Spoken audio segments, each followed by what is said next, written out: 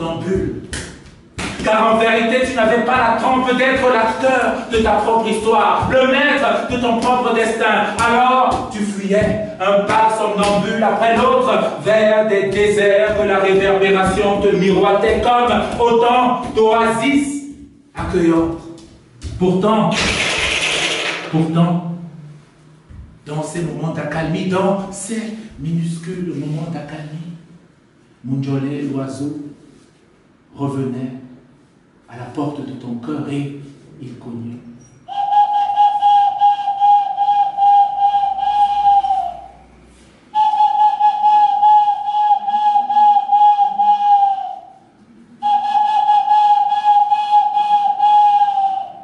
Mais tu n'avais pas la trempe d'être l'acteur de ta propre histoire, le maître de ton propre destin.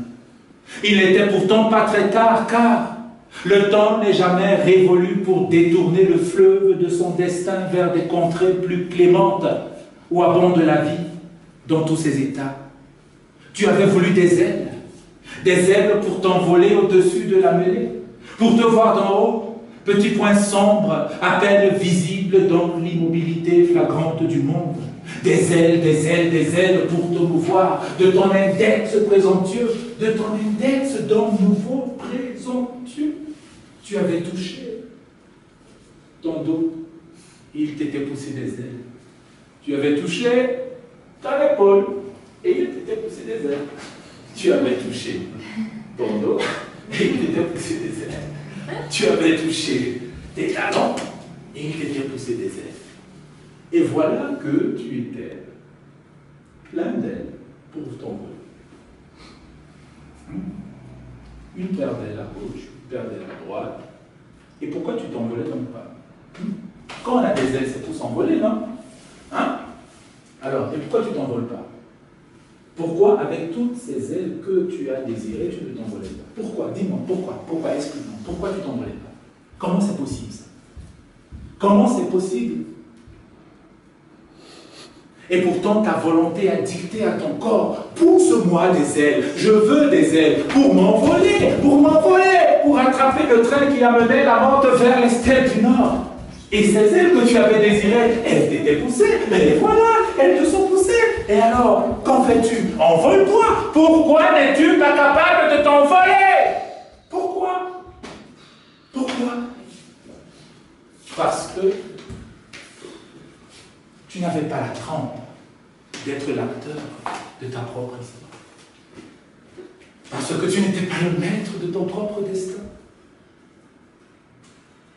C'est pour ça que ces ailes que tu avais tant désirées, ces ailes qui t'étaient poussées à toutes les parties de ton corps que tu avais désignées de ton index présomptueux, de ton index d'homme nouveau, dans un corps nouveau, dans un pays nouveau. Malgré tout ça, tu n'avais pas su t'envoler. 103 fois, hélas, la menthe s'en allait dans le train qui l'emmenait vers les steppes du Nord. Elle te fuyait, mais toi, tu ne comprenais pas. Tu ne comprenais toujours pas. Tu n'entendais toujours pas. Et avec ces ailes que ton propre désir avait désiré, tu étais là sur le quai de la gare, rasé par la bruine, et tu pleurais. Et même entre deux sanglots, dans ce minuscule moment qui précède un sanglot, Mounjolé, l'oiseau minuscule, continuait de toquer à ta porte. Il cognait, et il cognait, et il cognait. Parce qu'il faut dire que Mounjolé, c'était un oiseau inlassable. Et qu'est-ce qu'il lui disait? Écoute-moi, entends-moi, écoute-moi, entends-moi. Mbae na belenja, mbae na belenja.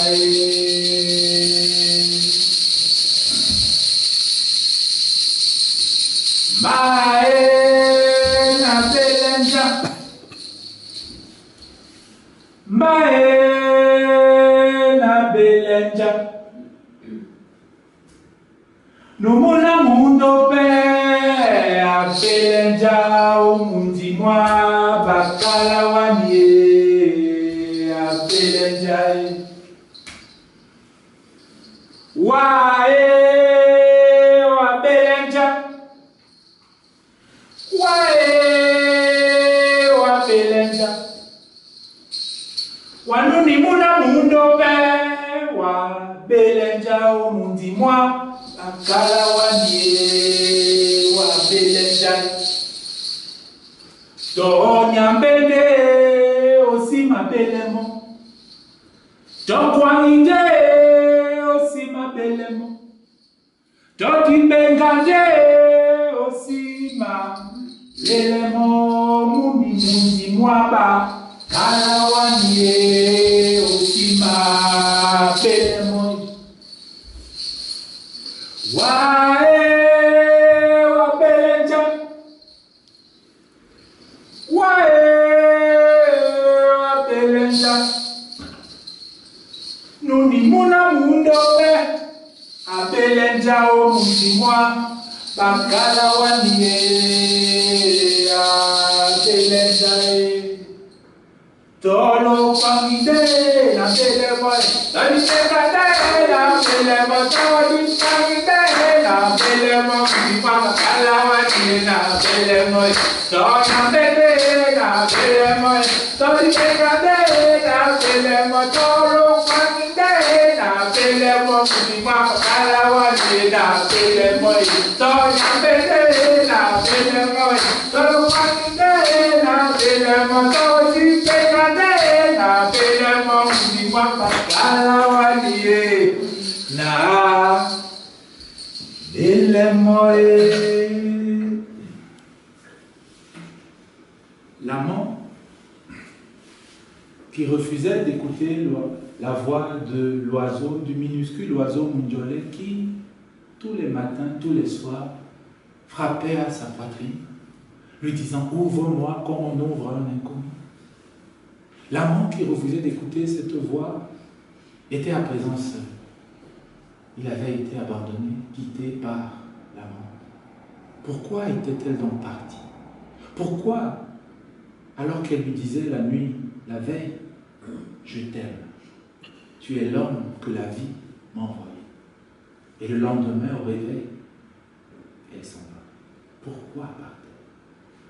Le voilà donc désespéré, le voilà désemparé, prêt à livrer son corps aux alcools forts, aux mélamanguines, pour noyer, pour submerger sa douleur, pour ne plus entendre, mais alors rien de ses remords, de ses regrets qui frappaient ses tempes, et lui rappelant que la nuit dernière encore, l'amante qui déjà s'était engouffrée dans la forêt, que la nuit dernière encore, cet amant, il la serrait ferme dans ses bras.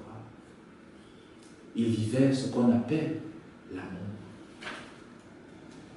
Et alors il disait, alcool fort, porte ouverte de l'intérieur. Alcool fort, porte dans le noyau rond d'un fruit. Il te suffisait de l'arracher de l'arbre, te disais-tu, et le laisser couler dans ta bouche, asséchée par la fatigue et la soif, la molécule enchantée, pour qu'elle diffuse dans ton corps, dans tes artères et dans tes veines, la promesse du miel et de l'huile des palmes faites aux hommes depuis la nuit des temps. Enfin, enfin, enfin, tu l'avais trouvé, cette molécule dans les alcools forts, car il faut être assis. Les alcools forts exigent d'être assis. S'asseoir est un signe d'humilité. S'asseoir, être à mi-chemin entre debout et couché. S'asseoir, c'est refuser d'être debout et accepter bientôt de se coucher. Il est vrai que tu avais renoncé à te lever pour voir dans les yeux de cette chose qui te collait à la peau et rendait ta vie impossible. Tu avais choisi de t'asseoir et bientôt de te coucher dans la poussière ou dans l'herbe menue. Car il est plus doux de se coucher. Alors tu disais, porte ouverte du sommeil, prends-moi. Désormais, il n'y a plus que le songe pour te faire rêver. Alors il fallait que tu dormes d'un sommeil profond, un sommeil qui te ferait oublier que les rêves pèsent plus lourd que la chair et le sang. Éclair dans la nuit, traversé par la prophétie de l'ivrogne. Et tu as recueilli la molécule enchantée dans tes mains cailleuses, où ta vie se lisait comme la trajectoire d'un astre dans le ciel. Molécule scintillante que tu as fait couler fondante dans ta gorge chaude. Soudain, l'étincelle, l'étincelle. Le pied qui se lève tout seul et se pose sur la tête.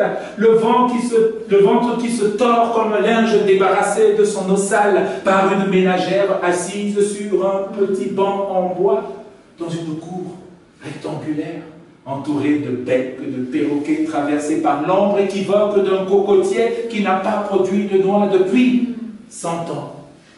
Chatouille sur le plat du pied. Les muscles se réchauffent. Une odeur de musc traverse tes narines. Très vite, à peine l'as-tu reconnue que déjà, elle s'enfuit. Le cœur repart. Doum, doum, doum. Le cœur repart. Doum, doum, doum. Les muscles se réchauffent, comme si on les avait frictionnés de musc. Les antennes sur la surface de ta peau sombre et éclatante d'une lumière aussi propice que le jour se lève, suivant le pôle nord. Tu as franchi sans le savoir une porte interdite à ceux qui n'ont pas les pieds ancrés au sol. On ne peut pas dire que tu l'ignorais, car enfant déjà, on t'avait martelé que le mauvais génie, que le malfaisant était enfermé dans une pièce obscure et des incantations avaient été dites, des animaux vidés de leur sang et la clé avait été jetée au loin dans l'océan Atlantique. Le passage de tous les passages, aplani par le dos des hommes. En vérité, l'Atlantique n'était pas le passage vers l'oubli tant espéré, mais la ligne droite perpendiculaire au rayon de la lune qui permettait d'accéder à la pièce obscure où était enfermé le malfaisant. La molécule d'alcool dans le ventre, ta tête s'était arrondie, montgolfière gigantesque de bandes jaunes et bleues, et tu avais plongé dans l'océan. Les eaux froides et grises avaient refroidi l'ardeur olympique de tes muscles. Mais le cœur, oui, le cœur, battait. Doum, doum, doum, doum, doum, doum, doum. Oui, le cœur battait. Le cœur bouillonnait d'une chaleur. Mais pourquoi battait-il donc le cœur? Pourquoi battait-il le cœur? Pour l'amour. Pour l'amour. Pourquoi battait-il le cœur? Qu'est-ce qu'il y avait dans ce cœur? Qu'est-ce qu'il y avait dans ce cœur? L'espoir. Mais il y avait un petit. Voilà. Il a essayé de noyer cet oiseau dans les alcools forts. Et malgré tout, il continue à battre son cœur. Toum, toum, toum. Si vous mettez la main sur votre cœur, vous allez voir qu'il bat aussi. Toum, toum. Vous doutez? Mettez. Toum, toum.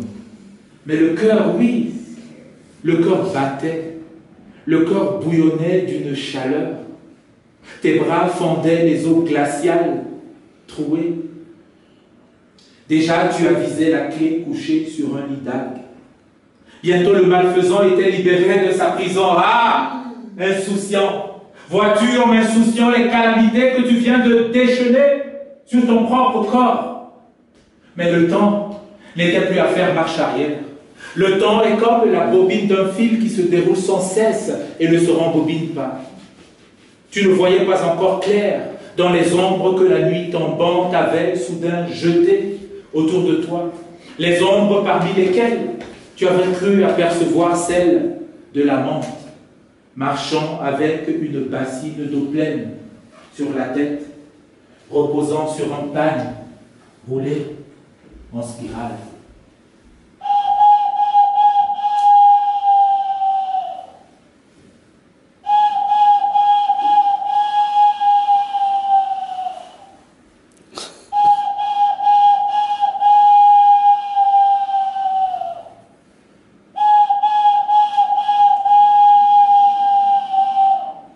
Le cœur battait à nouveau. Le cœur bouillonnait à nouveau d'une chaleur. Il suffit de mettre la main. Mettez la main, vous allez entendre. Il bouillonne d'une chaleur. De ce petit oiseau appelé mou, qui résiste. Mais alors qui résiste? Il résiste à l'enfouissement. Il résiste à la noyade. Et il continue de siffler.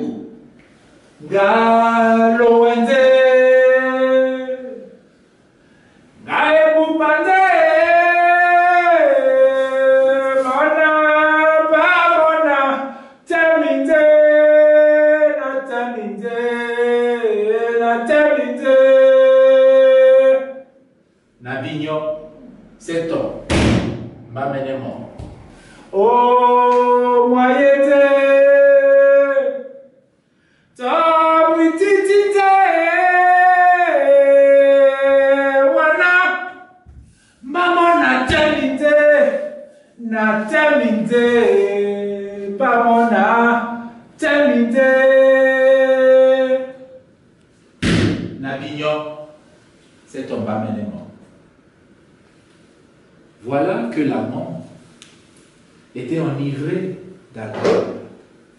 Il sillonnait désormais la ville.